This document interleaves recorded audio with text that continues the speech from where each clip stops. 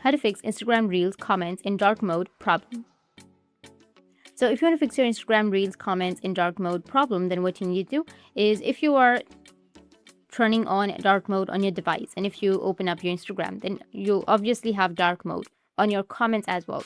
So what you need to do is just simply go with your control center or your settings and turn off your dark mode. Once you turn off your dark mode, you can go back, and as you can see that if you go with your comments, then you will have all of the comments in light mode, and your problem will be fixed. Or if that still doesn't fix your problem, then you can go with your profile, which will be in the bottom right, and then go with the top right, which has that 3 horizontal lines.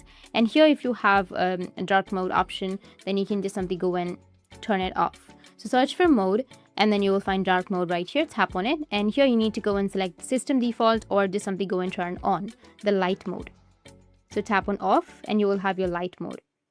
In this way, you'll be able to fix your Instagram Reels comments in dark mode problem. And if you have any questions, feel free to comment below. Thanks for watching.